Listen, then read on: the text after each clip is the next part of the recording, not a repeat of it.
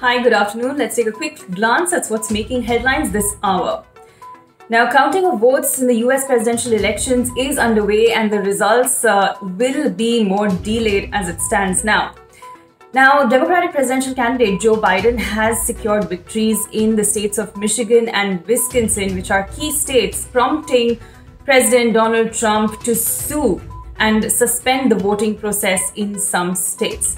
Now, Joe Biden stopped short of declaring victory. However, he did address the public and he projected a more calm and measured voice, saying that no matter what, Americans must be united. He sought to soothe nerves in what was a bitterly fought and polarized elections. He said, and I quote, he reached out to the nation and he said that, but I also know as well, to make progress, we have to stop treating our opponents as enemies. We are not enemies.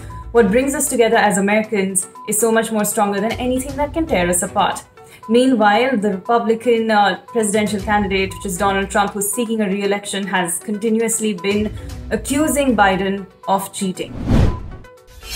Now, a court in Alibag in Maharashtra has sent Republic TV editor-in-chief Arnab Goswami to 14 days judicial custody. The court rejected the police's demand for custody, and it also rejected Goswami's claim that he was assaulted.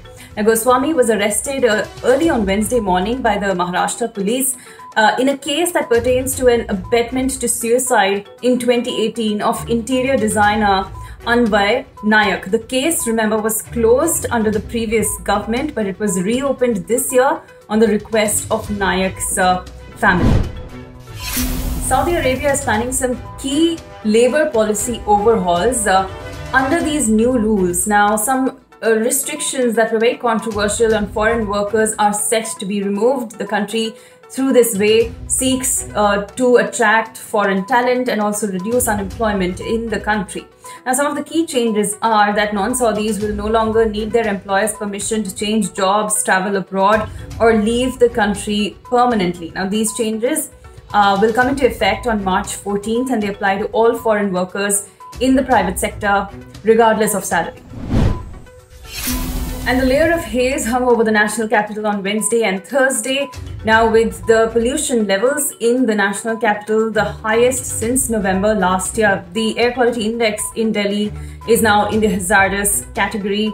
The acrid pollution levels are choking Delhiites, and this has been caused especially by the raging farm fires in neighborhood states, compounded by the low temperatures and the low wind speeds.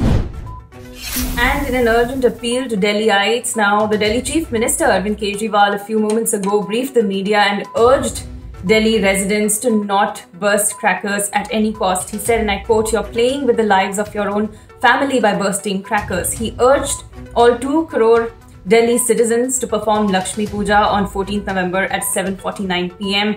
A puja that the Chief Minister himself, he said, will join. In other news, bilateral talks between Indian Army Chief and Nepal Army Chief General M.M. Naravane and General Purna Chandra Thapa, respectively, are currently underway at the Nepal Army headquarters. Now, General M.M. Naravane arrived at Nepal on Wednesday afternoon, and he has several engagements lined up. Among them, these bilateral talks are also key. Now, these talks are taking place at a time when India and Nepal relations were stressed after the Oli Sharma government in Nepal altered the political map, redrawing the boundaries and claiming Indian territories. And this outreach to neighboring Nepal comes at a time when India is trying to resettle ties with them, because on the LAC now, India faces a protracted standoff with China after the Galwan Valley incident.